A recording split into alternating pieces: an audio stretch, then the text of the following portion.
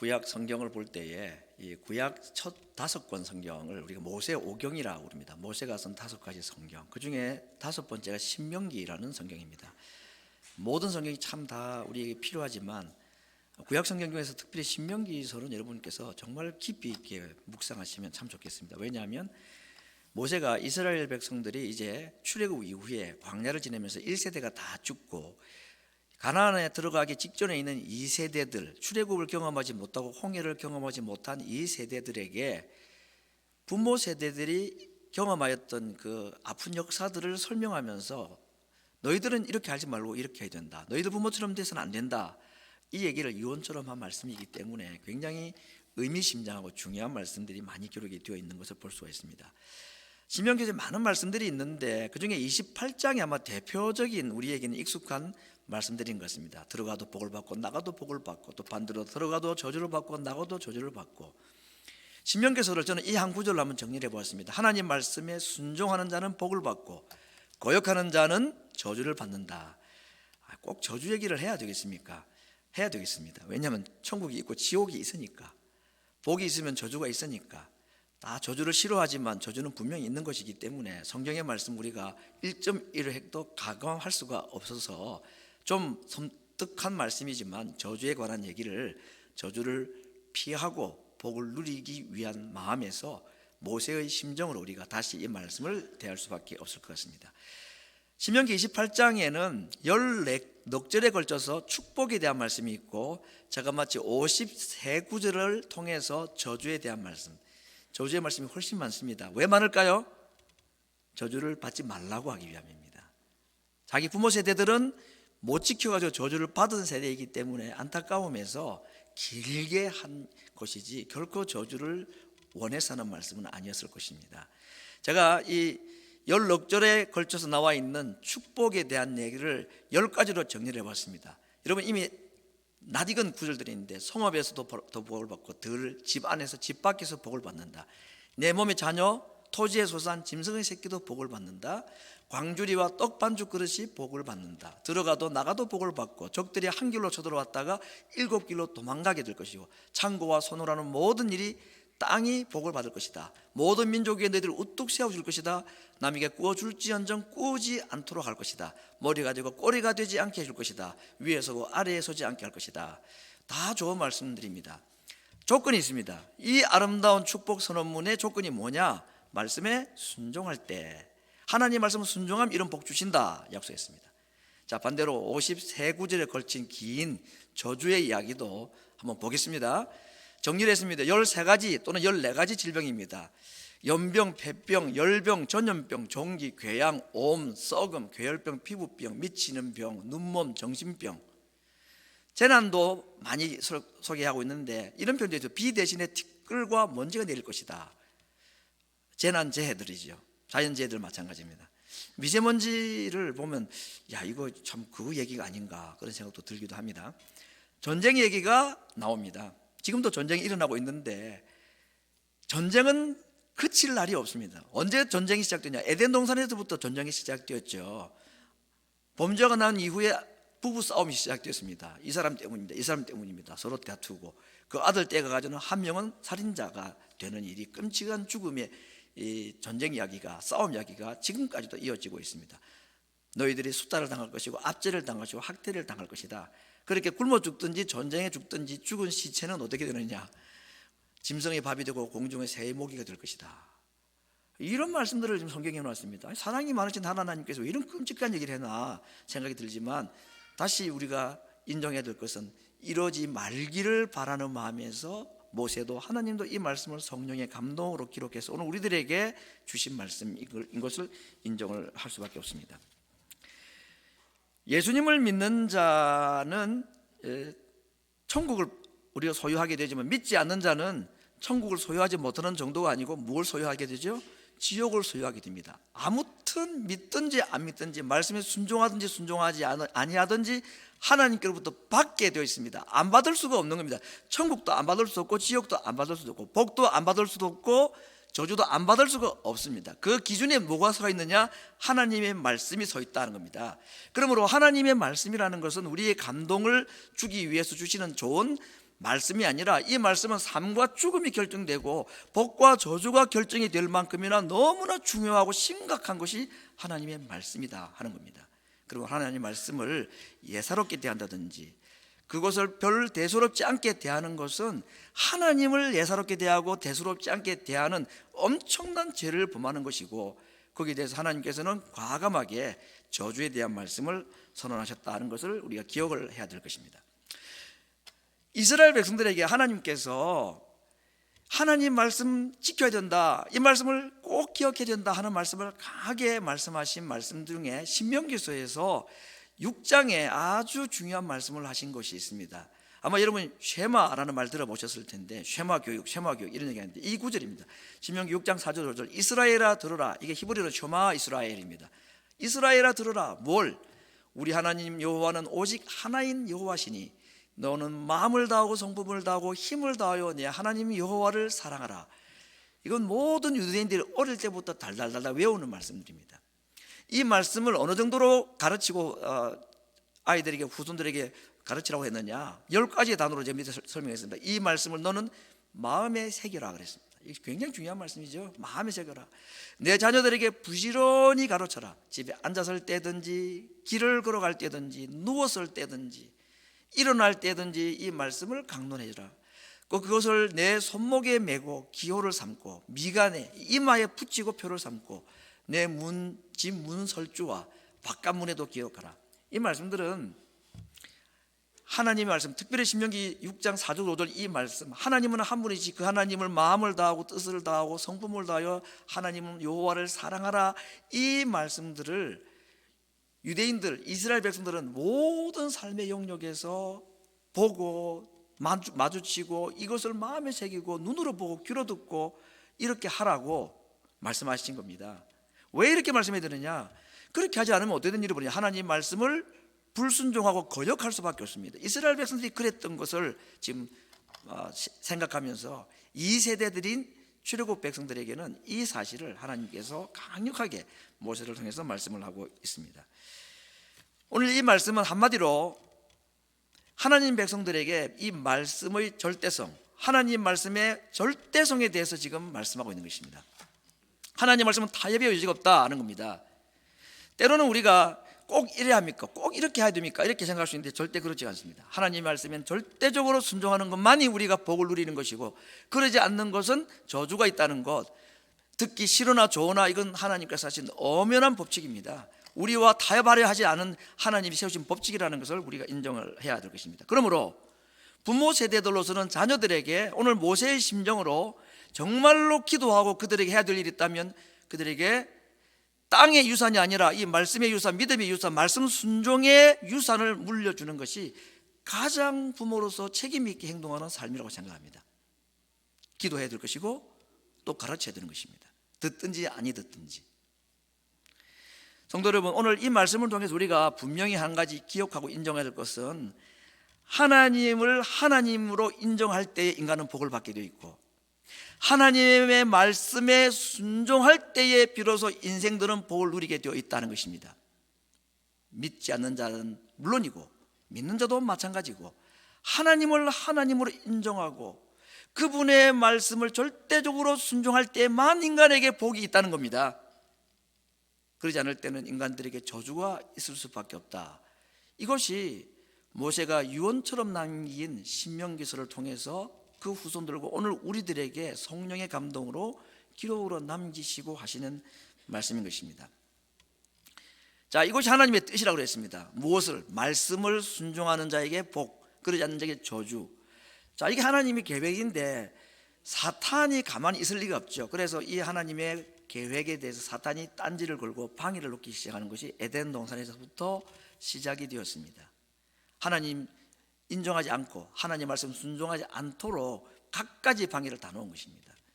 하나님께서 인생들에게 복과 저주를 가름하게 만드는 첫 번째 말씀이 무엇이냐? 선악과 먹지 말라 하는 것이었습니다. 이 선악과 사건에서 우리는 다음 4가지를 한번 정리해 보겠습니다. 첫 번째, 사탄이 있다. 아담 하와는 죄를 지어본 적이 없는 자입니다. 그렇죠? 사탄이 만약에 없었다면, 뱀의 유혹이 없었다면 하와가 선악과 안 따먹었을 가능성이 좀 많다고 생각합니다. 개런티는 안 되지만. 근데 전적으로 이 문제의 출발이 어디 있었냐? 사탄이 있었다라는 것입니다. 오늘도 마찬가지죠. 사탄이 우는 사자와 같이 믿는 자들을 삼키려고 찾아다니고 있다 하는 겁니다. 두 번째는 우리 안에도 심각한 죄 요소가 있는, 그것이 뭐냐면 육신의 정욕, 안목의 정욕, 이생의 자랑이라고 정리를 했는데, 이 선악과 상거 볼 때 육신의 정욕, 먹음직도 하고, 안목의 정욕, 보암직도 하고, 지혜롭게 할 만큼 탐스럽게도 하더라, 이생의 자랑. 이 시험을 사탄은 이스라엘 백성들에게도 했고 예수님에게까지 했습니다. 첫째 아담에게도 했지만 둘째 아담인 예수님까지도 동일한 시험을 했습니다. 돌로 떡이 되게 하라, 먹음직도 하고, 성전 꼭대기에 뛰어내려서 발이 부딪히지 않는 것을 사람들에게 보여주어라, 이생의 자랑, 영웅심리죠. 세상의 모든 영광을 보여주며 절하라, 보암직도 하는 안목의 정욕. 오늘 에덴 동산에서부터 시작되었던 이 세 가지 유혹은 예수님을 거치고 오늘 우리들에게도 동일하게 우는 사자와 같이 이것으로 우리를 유혹하고 많은 경우에 넘어지는 경우들이 많은 것입니다. 이것이 우리에게 약함이 있는 거고, 근데 더 안타까운 것은 이렇게 해서 넘어지거나 불순종하는 때에 어떤 일이 벌어지느냐, 무서운 저주와 형벌이 잇따라 하는 겁니다. 그것이 오늘까지도 이어지고 있는 것을 성경은 말씀하고 있습니다. 그래서 오늘 이 선악과 사건을 통해서 하나님의 말씀, 첫 번째 말씀인 선악과 먹지 말라 하는 이 말씀, 이런 이후에 여러 가지 하나님께서 우리 주신 말씀들을 통해서 우리에게 가르치는 교훈은 이것입니다. 하나님을 절대적으로 의존해라. 그 하나님께 붙어 있어야 되고 그 하나님의 말씀 안에 머물러야만이 너희들이 하나님의 명령을 지킬 수 있다는 것입니다. 예수님께서 이 세 가지 시험을 다 하나님의 말씀으로 이기셨고 그 말씀도 다 신명기서에서 나왔다는 것도 놀랍습니다. 하나님의 입으로 나오는 모든 말씀으로 살 것이라고 떡을 만들라는 것을 거부하셨습니다. 주 너의 하나님을 시험치 말라고 하셨고, 사탄아 물러가라, 주 너의 하나님께만 경배하고 그만 섬겨라.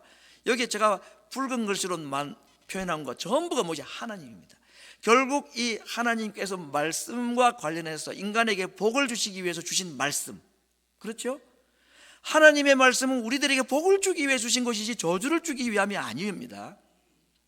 이 하나님의 말씀, 우리의 복이 되기 위해서는 우리의 모든 삶의 중심이 하나님 중심이 되어야 된다, 이 말씀이죠. 왜냐하면 예수님께서 사탄의 시험을 이긴 모든 것이 하나님과 관련된 말씀이었기 때문에 그렇습니다. 우리의 모든 삶이 하나님 중심, 하나님의 말씀의 중심이 될 때에 우리가 말씀을 지킬 수가 있고 그 말씀을 지킬 때 그것이 우리에게 복이 된다 하는 것이 말씀과 관련된 하나님의 원칙이고 법칙이라는 것을 생각하게 됩니다. 오늘 이제 이 하나님께서 인생들에게 보여주신 이 말씀의 원칙에 대해서 우리가 한번 생각할 것이 하나 있는데, 에덴 동산에서 실패하였던 이 말씀 지킴이 광야 40년 이스라엘 백성들에게도 똑같이 실수로 일어났고 실패로 일어났고, 결국은 예수님께서 이 인생들이 실수하고 범한 말씀 불순종, 그래서 저주를 받을 수밖에 없는, 이 저주는 땅의 것과 영원한 것을 다 포함하는 겁니다. 지옥을 포함하고 이 땅도 지옥처럼 살아가는 저주의 삶을 다 포함하는 것인데, 하나님은 정말 사랑이시다는 말씀이 여기에 나타난 것입니다. 말씀에 대해서 이렇게밖에 반응하지 못했던 인생들이 당하는, 그래서 그 결과가 에덴 동산에서 쫓겨나고 광야 생활 가운데서 그들이 가나안 땅에 들어가지 못하고 다 죽게 되었고, 그들을 하나님께서는 그대로 버려두지 아니하시고 사랑하셨다. 그래서 그들에게 저주가 아닌 복이 되게 하기 위해서 하나님께서 뭔가 액션을 하나 취하셨습니다. 그것이 무엇일까요? 다시 말씀을 정리해 보겠습니다. 하나님께서 우리에게 주신 이 말씀들이라는 게 있죠. 이 말씀은 왜 주셨다고 그랬죠? 지켜서 복을 누리라고 주신 것입니다. 그런데 내 속에 있는 죄성도 있고 밖에 있는 사탄도 있고 해가지고 아담 이후로 우리가 말씀을 지키기보다는 지키지 못할 일들이 더 많기 때문에 하나님의 말씀이 주고자 하는 그 선기능, 복보다는 지키지 못함으로 말미암아 주게 되는 저주를 받을 수밖에 없는 것이 우리의 삶의 실체다 하는 겁니다. 이게 지금 우리들입니다. 우리들 이 상태를 하나님께서는 가만히 보고 계시지 못하셨습니다. 이게 하나님의 사랑 때문인 겁니다. 그래서 하나님께서 뭔가 액션을 취하셨습니다. 그게 무엇인가? 첫째 아담은 하나님께서 사람을 하나님의 형상으로 만드셨는데, 둘째 아담으로 하나님이 사람의 형상을 가지고 이 땅에 찾아오신 것입니다. 왜 오신 줄 아십니까? 예수님이 하나님의 말씀에 순종하기 위해서죠. 아담 이후의 모든 인류들이 말씀을 지키지 못하고 거부하고 불순종함으로 저주받을 인생인 것을 지킴으로 말미암아 다시 복이 되게 하기 위해서 아담의 후손으로는 불가능하여서 하나님이 직접 사람이 되어 오셔서 뭐 하시기 위해서? 순종하기 위해서 오셨다 그랬습니다. 그래서 빌립보서에서는 이렇게 오신 예수님에 대해서 이렇게 소개하고 있습니다. 하나님의 보내신 이 예수님이 누구신가? 그는 근본 하나님이셨다. 하나님과 동등될 분이었지만 그렇게 여기지 않으시고 자기를 비워서 종의 형체, 사람들과 같이 되셨고 사람의 모양으로 오셨다고 그랬습니다. 그래서 어떻게 자기를 낮추시는데 어디까지요? 죽기까지 뭐 하셨다? 복종하셨다. 이 중요한 단어가 복종이라는 단어입니다. 왜냐하면 인생들은 하나님께 복종해야, 하나님의 말씀대로 순종해야 복을 받기 때문에, 그러지 않을 때는 저주가 있으니까. 그래서 저주 받을 수밖에 없는 인간들을 그대로 내버려 두지 않으시고 하나님이 직접 사람이 되어 오셔서 그 예수님이 인간들이 다 저질러 놓은 불순종을 만회하시기 위해서 어디까지 하나님께 순종하셨느냐? 죽기까지 복종하셨다고 했습니다. 자, 순종하는 자에게는 하나님께서 뭘 내리신다고 그러셨나요? 복을 내리신다고 했습니다. 오늘 제가 복이라는 단어와 함께 하나님의 말씀에 순종하는 자에게 베푸시는 하나님의 또 다른 복의 형태를 저는 권능이라는 단어로 말씀을 드리고자 합니다. 하나님의 말씀에 순종하여 죽기까지 복종하셔서 무덤 속에 계신 그 예수님, 그 예수님은 어떤 분이신가요? 하나님께 모든 말씀에 순종하신 분, 복종하신 분이라고 그랬습니다. 자, 그럼 이제 하나님께서는 어떻게 하셔야 합니까? 순종하신, 복종하신 분께 어떻게 하셔야 합니까? 복을 내리셔야 되고, 또 한 가지는 뭐라고 했죠? 권능을 베푸셔야 되는 것입니다. 마땅히 그렇게 하셔야 됩니다. 왜냐하면 순종하셨으니까. 과연 하나님께서 복을 베푸시고 예수님께 권능을 베푸셨나요? 물론입니다. 그 예수님께 권능이 행사될 때 어떤 일이 벌어졌습니까? 그를 지극히 높여 무덤에서 일으키시고 모든 이름이 그 앞에 무릎을 꿇게 하셨다고 하였습니다. 예수님이 부활하시고 하나님의 권능이 그에게 임하셔서 예수님 스스로도 하늘과 땅의 모든 권세를 내게 주셨다. 왜 주셨습니까? 순종하셨기 때문이죠. 물론 순종하기 이전에도 그분은 하나님이시기 때문에 모든 권세를 그분이 가지고 계셨지만, 그러나 그분이 인간들이 못하였던 하나님의 순종, 불순종, 그것을 대신 순종하심으로 말미암아 하나님의 권능이 그에게 충만히 임하여서 그 예수님이 권능을 가지시고 하나님의 모든 복을 다 가지신 그분이 이제는 어디에 계신가? 우리 안에 들어오셨다 그랬습니다. 그러므로 예수님을 믿는 자에게는 순종자에게 주시는 복과 순종자에게 주시는 하나님의 권능이 그들에게 있다고 성경은 말하고 있습니다. 그래서 바울이 이 부분에 대해서 정확하게 기도한 내용이 에베소서 1장에 있는 말씀인데, 뭐라고 기도를 했느냐? 하나님께서 에베소 교인들의 마음의 눈을 열어주셔서 그의 힘의 강력, 하나님의 힘의 강력한 능력으로 역사하시는 것을 따라서 믿는 자에게 베푸시는 능력의 지극히 크심. 능력이라는 단어 자체도 큰데 그것도 지극히 크다고 표현했습니다. 그 하나님의 지극히 크신 능력이 어떤 능력이었습니까? 그리스도 안에서 역사하실 때에 그 능력이 죽은 자 가운데서 죽은 자를 다시 살리시는 능력으로 나타난 것. 그 능력이 이제는 예수님 안에 있고 순종자에게 주시는 그 하나님의 능력이 그 안에 계신 예수님이 지금은 우리 안에 들어와 있다는 사실을 저들의 마음의 눈을 밝혀서 보게 하시고 알게 해달라 하는 기도입니다. 여러분, 이 구절을 잘 보셔야 합니다. 지금 바울은 에베소 교인을 위해서 뭐라고 기도하고 있죠? 하나님, 저들에게 능력의 지극히 크심을 베풀어 주시옵소서라고 기도하고 있나요? 아닙니다. 그 능력은 예수님 안에 이미 역사가 되어 있는데, 그 예수님을 믿고 그들 속에 예수님을 모신 자들에게도 예수님과 함께 그 크신 능력이 그들 속에 역사하고 있다는 것을 믿게 해달라고, 그들의 눈을 열어달라고 기도한 것입니다. 그러므로 오늘 이 구절은 예수님을 구주로 믿는 자들에게 주시는 하나님의 놀라운 약속입니다.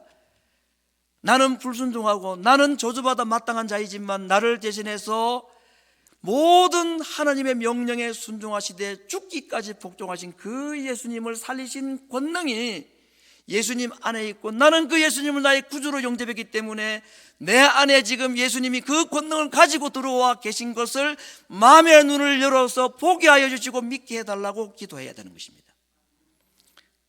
그때에 그렇게 믿는 자들에게 그 권능이 역사하고, 그 하나님의 약속의 말씀을 믿고 순종하는 자들에게 그 권능이 역사한다고 바울은 말하고 있는 것입니다.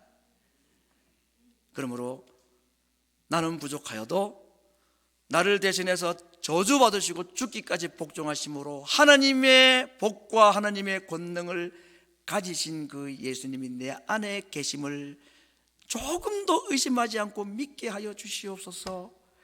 그리고 그 하나님의 약속을 믿고 죽기까지 순종하시고 복종하신 주님처럼 저도 말씀을 순종할 수 있게 해 주셔서 그들에게 베푸시는 복과 권능을 저도 삶에서 체험하게 하여 주옵소서.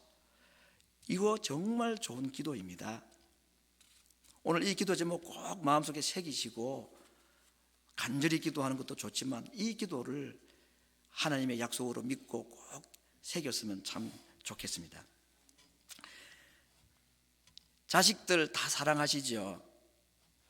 어느 민족들이 자식 사랑하지 않는 민족이 있겠습니까마는 정말 둘째 가라 그러면 조금 서러울 것이 틀림없는 우리 한국 사람들, 자식들을 위해서는 모든 것이라도 내어줄 수 있는 우리들, 자식 다 잘 되길 바라고 복 받기를 원하는 것 맞는 얘기입니다.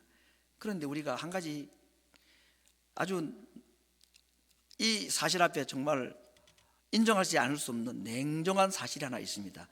내가 자식에게 복을 줄 수 없다는 사실입니다. 돈 몇 푼, 재산, 유산 얼마나 남겨줬을지 몰라도 그것이 복이 될지는 모릅니다. 전도서를 보면 솔로몬이 그랬습니다. 내가 자식들에게 물려주는 이것이 독이 될지 복이 될지 모르겠다는 겁니다. 정말 자식들에게 복 주기를 바라는 부모의 마음이야 오죽하겠습니까마는 그 마음을 우리가 방향을 오늘 이 말씀에 한번 쫙 비추어 보면 이렇게 우리 마음을 정리하면 좋겠습니다. 내가 자식에게 복 주려 하지 말고 하나님으로 하여금 우리 자식들에게 복 주시도록 하자 하는 겁니다.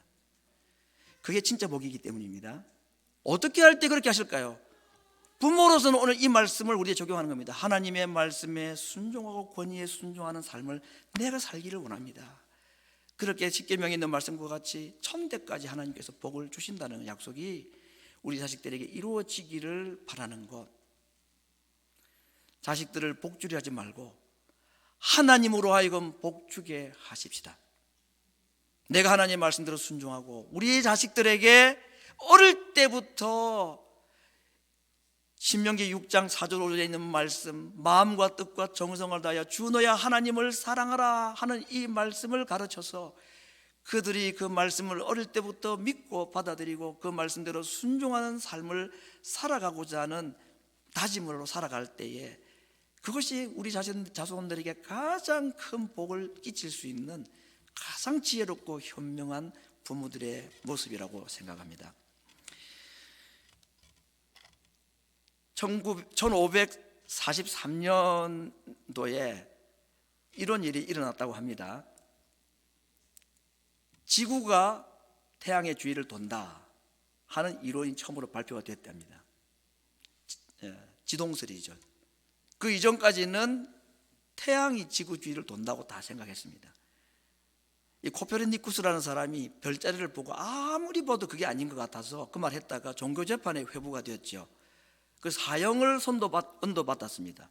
그래서 자기가 그걸 철회하는 바람에 석방이 된, 옛날에는 그랬습니다. 믿음 있었다는 이 교황 또 뭐 이 교회들이 지구가 움직인다 하는 말을 했다가는 다 사형에 처했습니다. 경건하지 않고 신성모독이라고 해가지고. 지금은 유치원 아이들도 다 아는 얘기 아닙니까? 이 이야기가. 이걸 알게 된 것이 수천 년 전이 아니었습니다. 1500년도니까 뭐 얼마나 지났겠습니까? 정말 500몇십 년 남짓. 그런데 여러분, 참 놀라운 것은 이때부터 인간들은 그렇구나, 지구가 도는 거구나, 태양을 중심으로 지구가 도는 게 맞다라고 다 그렇게 인정하기 시작했는데, 사람들은 반대로 그때부터 생각하기 시작한 것입니다. 신을 중심으로, 하나님을 중심으로 우리가 움직여야 된다, 우리 가운데 삶의 핵심이 하나님이셔야 된다라는 이전의 신앙을 다 버리고 지동설을 깨닫기 시작하면서부터 반대로 세상의 모든 삶이 나를 중심으로 움직여야 된다. 그래서 소위 이성이나 합리성이라 이런 걸 가지고 이전에 있었던 모든 신앙 체계들을 다 파괴하기 시작하고 자유주의 신학이라는 것이 그때부터 나오기 시작했다는 것입니다. 이게 얼마나 아이러니인 건지 모르겠습니다. 지금 여러분, 요즘에 젊은 세대들이, 아니 뭐 젊거나 늙거나 할 것 없이 지금 이 세상을 지배하는 가장 강력한 메시지가 바로 이것입니다.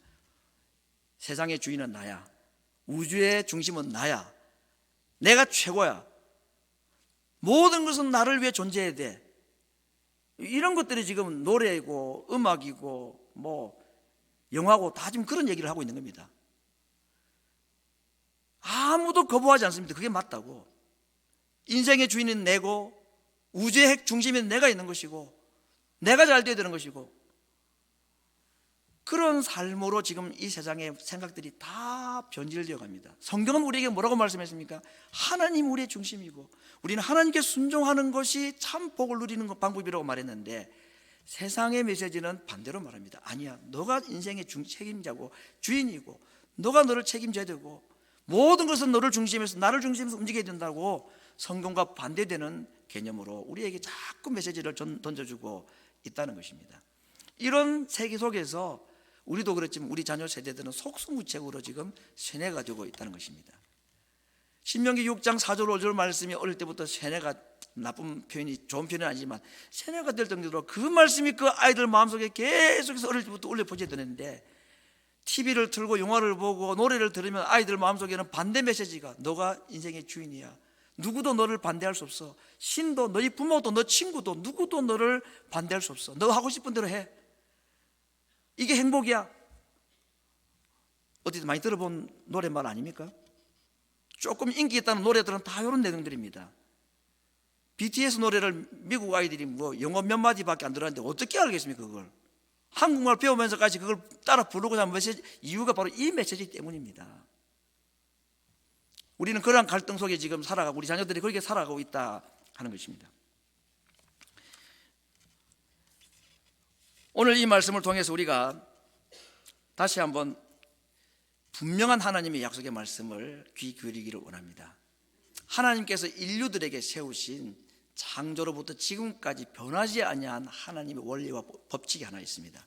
그것은 주 하나님을 사랑할 때에, 그 하나님의 말씀에 순종할 때에 참 복이 있다는 것이고, 그러지 않을 때는 복이 있는 것처럼 보이지만 그 길은 망하는 길이고 저주의 길이라는 것, 이 말씀은 이스라엘 백성들, 광야 세대들에게만 하신 말씀이 아니라 오늘 우리들에게도 동일하게 감동하신 성령의 영감으로 우리에게 전해주신 말씀이고, 똑같은 말씀의 원리는 우리들에게도 적용이 된다는 것입니다. 그걸 우리가 인정을 할 수밖에 없을 것입니다. 그러므로 하나님께서는 오늘도 하나님의 백성들에게 주시는 이 말씀을 통해서 이것을 믿는 자에게, 그 말씀을 믿고 순종하는 자들에게 무엇과 무엇을? 복과 권능을 베풀어 주신다고 약속하셨습니다. 이 약속을 우리도 믿고 우리의 후손들도 이 약속을 믿고 누리는 자녀들이 되기를 간절히 바랍니다. 그렇다면 순종해야 될 이 말씀이 뭘까요? 말씀이 우리가 순종해야 될 대상이라고 한다. 이 말씀 순종해야 된다면 우리의 복을 주는 이 말씀이 뭘까? 성경 말씀인가? 그 말도 틀리지는 않습니다. 그런데 요한이 말씀에 대해서 너무나 정확하게 말씀하신 것이 있습니다. 태초에 말씀이 계시니라. 이 말씀이 하나님과 함께 계셨더니 이 말씀은 곧 하나님이시라. 모든 만물이 말씀으로 말미암아 지음받았다. 그리고 그 말씀이 육신이 되어 우리 가운데 오셨다.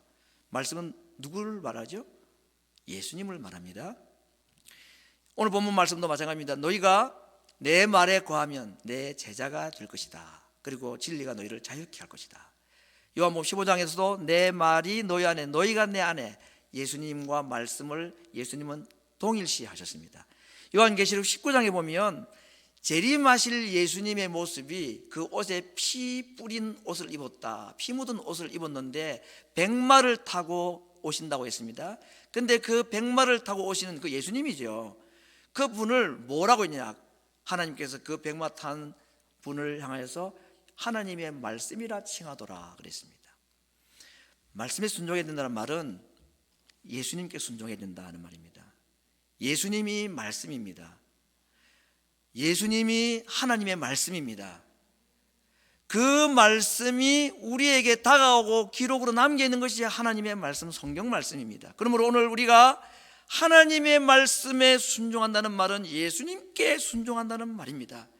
모든 이름이 예수님 앞에 무릎을 꿇을 때에 그때야 하나님의 참 복이 임하기 시작하고 모든 이론을 파고 우리의 생각을 다 내려놓고 세상의 사람들이 이렇게 말하고 내 생각은 이렇게 하면 될 것 같아 보이지만 성경이 그렇게 말하지 않기 때문에, 말씀이 그렇게 말하지 않기 때문에 말씀대로 순종하는 자들에게, 그래서 혹시 그가 죽음의 자리에 이른다 할지라도 순종하는 자들에게는 하나님께서 그에게 마침내 권능을 행사하기 시작하신다고 약속하셨습니다. 그 권능이 하나님의 백성들에게 필요하고 오늘도 그 하나님의 약속의 말씀을 믿고 순종하고자 하는 자들을 도우셔서 순종하게 하셔서 하나님의 복과 하나님의 권능으로 우리를 도와주시는 이 약속, 이 약속을 오늘 우리도 마음속에 새기고 우리의 자손들에게도 이러한 하나님의 복과 권능을 체험하는 하나님 백성 되기를 우리가 소원하면서 간절하게 그들을 위하여 기도하고 앉았을 때인지 일어섰을 때든지 아이들에게 이 말씀을 가르치고 가르치는 부모들이 되어서 하나님의 큰 복과 권능이 내가 아니라 하나님으로부터 모든 좋은 은사와 각양 좋은 선물들이 빛들의 아버지신 위로부터 하나님께로 온다고 하셨으니 내가 자녀들에게 복 줄 수도 없고 주려 할 수도 없고 하나님이 우리 아이들에게 복과 권능으로 복 주시기를 바라는 정말 지혜로운 영적 부모들이 되어서 대를 이어서 하나님의 말씀에 순종하는 자가 누리는 하나님의 복과 권능을 체험하는 하나님의 백성들 되기를 말씀으로 축원합니다. 우리 같이 기도하겠습니다. 나를 위해서 기도하겠습니다. 하나님 말씀 순종할 수 있는 믿음 주시옵소서. 자녀들을 위해서 기도하겠습니다. 하나님, 우리의 자녀들 내가 어떻게 할 수가 없습니다. 마음은 있지만 내가 할 수 있는 것이 없습니다. 하나님이 복 주셔야 되는데 방법은 다른 것이 없고 하나님 말씀 순종하는 길밖에 없다고 하셨으니 어릴 때부터 이 아이들이 하나님의 말씀을 마음속에 새기고 순종할 수 있게 해달라고 같이 기도하겠습니다.